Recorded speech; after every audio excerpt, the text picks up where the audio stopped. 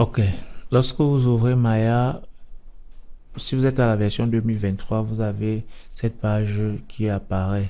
Donc ça, c'est nouveau dans Maya 2023. Avant, on vous ramenait directement sur l'interface de Maya. Donc si vous avez une version antérieure, normalement, c'est ici que vous devrez arriver lorsque le logiciel s'ouvre. Donc la première des choses qu'il faut apprendre lorsqu'on rentre dans Maya, c'est comment créer un dossier de production. Donc, pour ça, donc, je vais venir sur File et puis je vais venir sur Project Windows. Donc, Project Windows, quand je clique dessus, j'ai cette fenêtre-ci. Il me demande Current Project. Donc, je vais venir sur New pour créer un nouveau projet. Je clique dessus. Il me demande le nom. Je vais mettre Initiation barre de 8 et Maya. Location, je vais cliquer sur le dossier ici et puis je vais venir sélectionner mon bureau desktop. Je fais select et là primary project location. Donc là j'ai les différents dossiers que Maya va créer et puis je clique sur accept.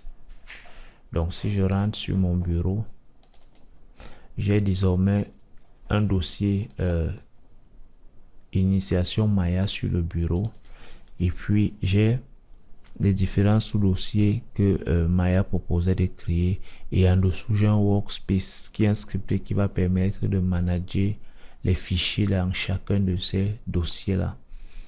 Donc tout ce que j'ai comme scène sera sauvegardé dans le dossier scène. Tout ce que j'ai comme image source que je peux utiliser comme texture sera sauvegardé dans image source. Tout ce que j'aurai comme rendu image sera dans image. Tout ce que j'ai comme son sera dans sound, ainsi de suite. Donc, les données en cache seront dans cache.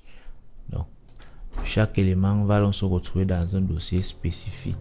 Et cette organisation-ci va également faciliter le travail en équipe.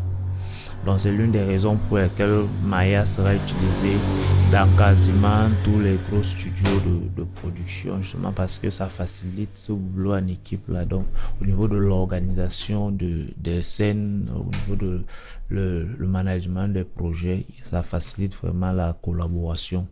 Donc c'est l'une des raisons pour lesquelles Maya est au cœur de la plupart des studios de production.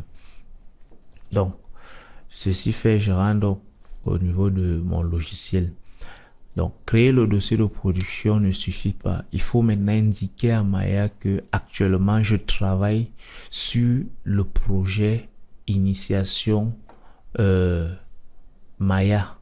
Donc, jusqu'ici, Maya ne sait pas que c'est dans ce projet-là que je travaille. Pour ça, je vais revenir sur File et puis je vais venir sur Set Project. C'est là, Set Project. Je clique dessus. Et il me demande maintenant le dossier de production sur lequel je suis en train de bosser. Donc, je viens sur Initiation Maya. Et dès que ça a ouvert, je ne clique sur aucun dossier ici. Donc, je me rassure que je n'ai sélectionné aucun dossier ici. C'est mon dossier Initiation Maya qui est sélectionné. Et puis, je viens sur Set. Je viens sur Set. Et à partir de ce moment, si je veux sauvegarder ma scène, je viens sur File et puis Save Scene. Directement, il me ramène sur User Lionel Maroc Desktop Initiation Maya Scene. Donc, directement dans le dossier des scènes de ce projet. Donc, je peux donc dire, nommer la scène dossier, création ou bien juste dossier de production. Dossier barre de 8 production.